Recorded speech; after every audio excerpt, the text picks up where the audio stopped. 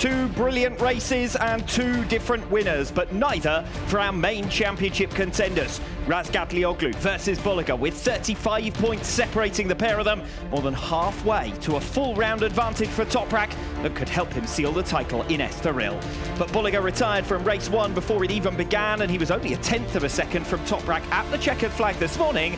The 16th race that Toprak Razgatlioglu has led, he'd won the first 15, and the 14th race led by Nicolo Bulliger, who's converted just 3. Both denied by Alvaro Bautista this morning, both looking to make their bid for the title in race 2 this afternoon. Steven alongside me, Alvaro Bautista's 8th win at Motorland Aragon, and probably his best yet, making his moves at turn 15 rather than his conventional back straight passes, and picking off the top 2 in the championship in the final 2 laps to win in a grandstand finale. Yeah, it was a really impressive performance by Alvaro this morning, a really good battle from the top 3, and you only hope for more of the same in this 18-lap race, and hopefully we're able to see the likes of yesterday's race winner Andrea Iannone, Danilo Petrucci, and don't be too surprised if Garrett Gerloff gets into the mix as well to make it 6 riders at the front of the field.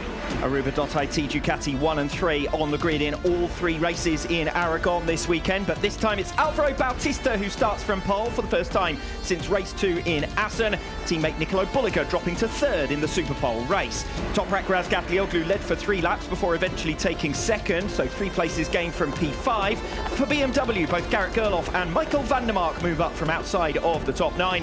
Gerloff from 10th to 5th, van der Mark passing Xavi Vieque on the final lap for 8th. Andrea Iannone, Danilo Petrucci and Iker Lecuona lose 2 places each. Only Andrea Locatelli drops out of the top 10 out of the top 9 altogether into P10. Only a 20-rider field. We lost Adam Norridin after FP1 on Friday. Sam Lowes to a left shoulder injury sustained with 2 crashes yesterday. And now Alex Lowes is withdrawn after exacerbating the injury to his left calf he sustained in Cremona, and then further damaged in a turn 2 crash in the Superpole race this morning.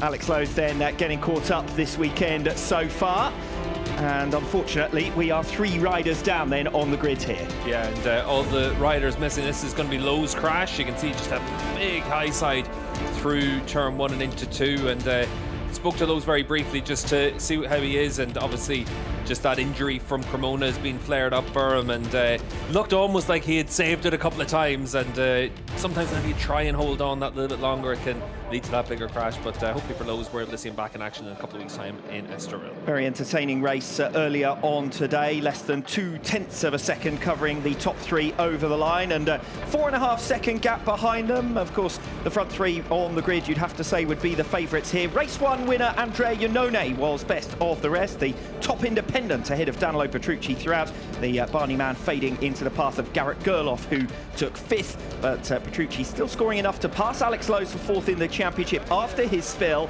Iker Lecuona 7th, with Michael van der Mark and Xavi Vieque both moving into the top 9 on the grid for race 2 this afternoon. First win for Alvaro Bautista since the Dutch round in Assen, and he starts from pole here in his bid to do the Sunday double. He sits 3rd in the World Championship standings, 51 points now back from Nicolo Bulliger, the series leader, yeah. The man in 2nd. And for Alvaro, it was really important to be able to pick up that race victory as well, not just because it's so long since Assen and he was able to win a race, but just to win a bar-to-bar battle and show what makes him special as well, because we've seen it time and again this year that Toprak has been able to come out on top of all these scraps against other riders, and for Alvaro Bautista, he had his chance in Portimao and he crashed out of the race lead. He wasn't going to do the same here.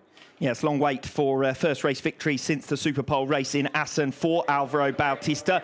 Weekend starting with a 4th place in race 1, but he did have the pace of the 2 riders directly in front of him on that occasion. Yeah, and in this one for Alvaro, we were able to see a rider that's just in perfect tune with this racetrack. It suits his riding style. His run through the last corner on the last lap, it was one of those situations where Toprak's not able to get close enough to attack him, and you can see what it means for the Ducati team as well on his side of the pit box. And every chance that he can go away and win another one here, because, as I say, he was on the pace of the riders in front of him over the long race distance yesterday, despite having to fight his way through the field to some extent. Here he starts on pole position. That's a golden opportunity for him. And most importantly, everyone knows that you've got a bit more potential in the tyre than they were using yesterday. It was the front tyre that was limiting riders in yesterday's race. The rear tyre consumption, not a major issue for them, and we saw that with Iannone able to set the fastest lap of the race on the penultimate turn. Tour. So I'd expect the pace today to be an awful lot faster than what we saw yesterday. So rare pole position start then for Alvaro Bautista. He'll try to lead them away. Alongside him, Toprak Razgatlioglu, the current World Championship leader. 394 points now for him. 35 points up on Nicolo Bulliger. Big gains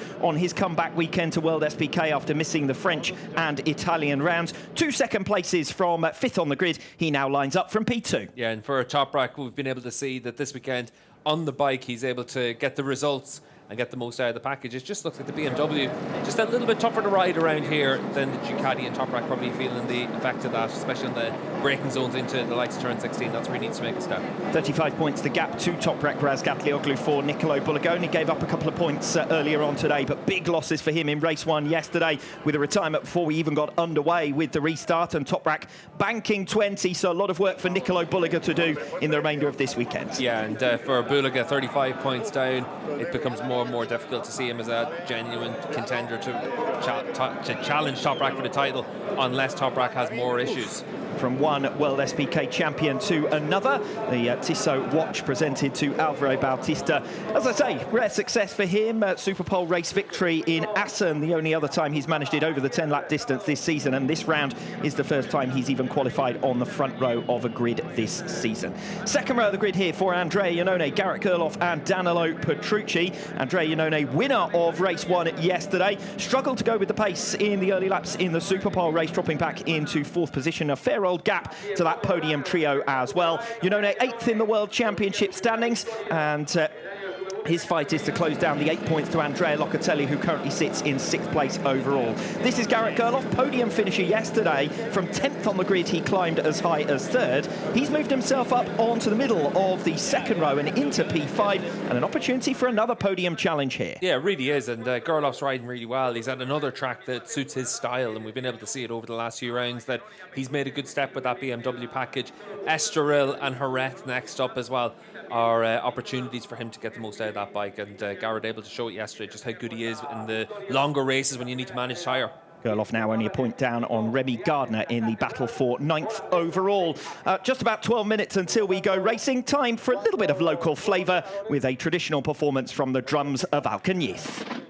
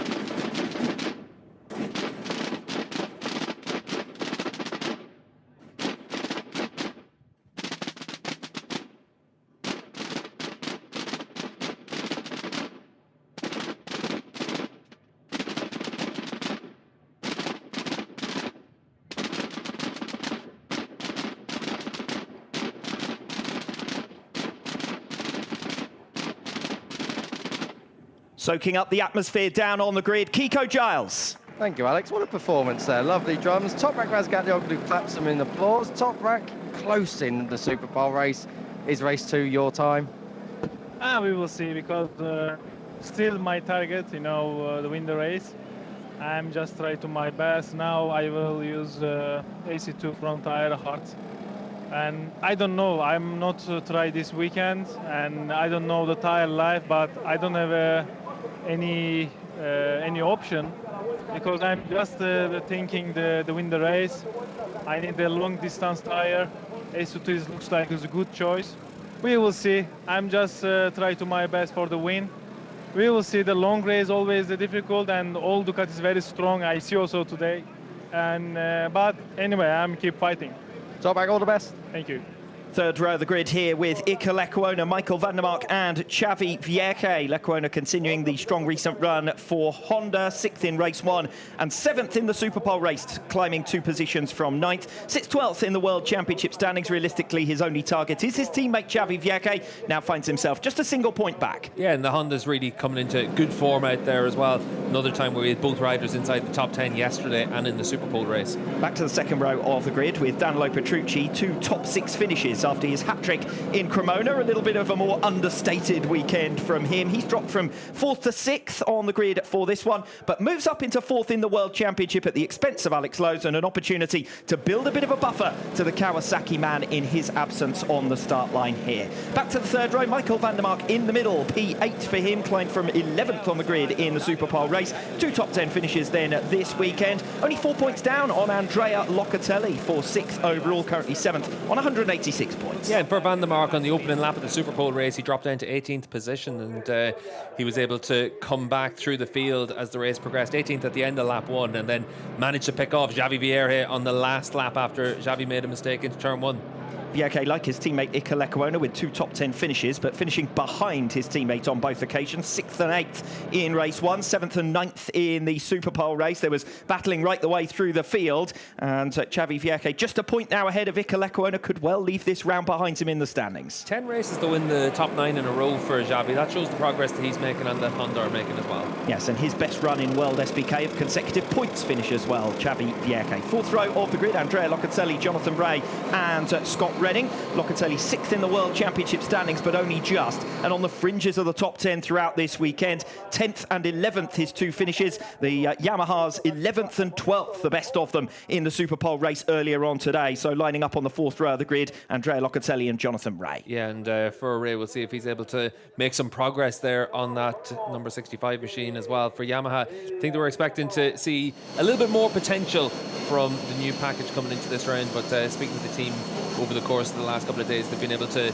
change their outlook on what they're viewing for, and top 10 seems to be the goal for any of the Yamaha riders. 13th in Superpole, 13th in the World Championship at present. Jonathan Rea, 88 points, and only 1 point ahead of Scott Redding, who beat Rea by a couple of places in the Superpole race earlier on today. Beat him by a few places in race 1 yesterday afternoon. Rea fading in the latter stages, so those two lining up alongside one another once again here. Jonathan Rea from 11th and Scott Redding in 12th, but pretty miserable for Jonathan Rea to be finding himself in the middle of the 4th row. Yeah, unfortunately for Rea, the thumb injury now is obviously going to hold him back a little bit, but that's roughly been where the Yamaha have been this year. Tough for Scott Redding, I'm quite sure, to watch Garrett Gerloff banging in top 5 finishes and challenging for podium places while he languishes down the order. Garrett Gerloff on 138 points, Scott Redding on just 87, down in 14th in the World Championship standings, where he also qualified in Superpole yesterday. 11th in race 1 and 10th in the Superpole race. Row number 5 with Remy Gardner, Axel Bassani and Brad Rea. Bassani making swift progress in the initial running of race 1, had a tougher time in the restart. 12th position eventually for him, and a pretty anonymous Superpole race down in 15th position, which is also where he sits in the championship. Yeah, and that 11th to 15th has pretty much been where Bassani's been for much of the season. Top 5 in Cremona race 1, the highlight, but for Bassani, that switch to the Kawasaki this year has been tough. Yes, and it will be up to him to score the points for the Kawasaki's here this afternoon, with Alex Lowes not able to take the start. This is Remy Gardner in 13th position, not too far behind Locatelli and Rea on the grid, and he was directly behind them on track in the Superpole race this morning. 11th and 12th for Locatelli and Rea. Remy Gardner just behind in P13, looking for his first points of the weekend. He remains 9th in the series standings, but only a point ahead of Garrett Gerloff, and at risk of dropping into 10th place overall here. Brad Rea completes the 5th row of the grid, 15th place for a single point in race 1. Only 11 points scored this season, so already off the mark this weekend in Motorland Aragon. Yeah, for Rea last time out in Cremona, obviously the highlight of his season so far, and gives an indication of the potential that you can see from Brad Rea. It looks like he's going to be back to BSB next season, and it's been a tough slide for him in World SBK. 6th row of the grid for Michael Ruben Rinaldi, Tito Rabat and Philip Ertl. Michael Ruben Rinaldi here moves on to 216 race starts for Ducati. That is an all-time record equaling start number for Michael Ruben Rinaldi. He ties with Chaz Davies for the manufacturer. Yeah, and for Rinaldi, it's about trying to keep your head up, because this is one of those racetracks that we've always seen good results from in the past, and unfortunately for Rinaldi, it's just been that tough season, and it continues here. Remainder of the riders on the grid yet to score this weekend. Tito Rabat retired from race 1 and was down the order in the Superpole race. Philip Ertl 5 points for the season as a whole. Taz McKenzie 18th and 19th, and Marvin Fritz has got a double long lap penalty to serve. He starts from the very back. Kiko. I'm on the front row with Aruba.it Racing Ducati team principal Serafino Fotti. Serafino, winners in the Super Pole race, but what's the strategy for this? Both Alvaro and Nicolo are going to work together to try and break Toprak here? Yeah, the Super Pole race was amazing, no? Was a so great race, but anyway, the strategy is too difficult not to understand the strategy during the race, but of course we ask to them to have respect between them, and then let's see. Okay, depend the race. So this is let's see during the race. And just to be clear, if they do get ahead at the front, you only ask for respect. There's no team orders. One doesn't have to finish behind the other. It depends. It depends.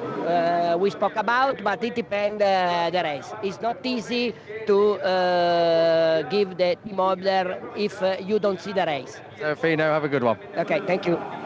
Reality is, on the evidence of what we saw earlier on today and what we know Bautista is capable of doing in the second half of races, Bulliger would actually have to be close enough for Bautista to really allow him to come through or to do anything to help Bulliger in the championship. And at 35 points back, Nicolo Bulliger, really his hopes are fading anyway, and Bautista's got an argument to make for, do you know what, I'm coming after my teammate for second in the world. Yeah, exactly. Alvaro's still got his bonus money to play for as well, and for Bulliger it's been a really strong competitive season, consistent season, but when we've seen push come to shove, Alvaro's the one that's more likely to pick up those race wins in a battle against Toprak. And more than likely, Alvaro Bautista is going to be fighting for the race win, and he's not going to give that up too easily, particularly with his teammate already 35 points down on the series lead. A rare opportunity for Alvaro Bautista to start from pole.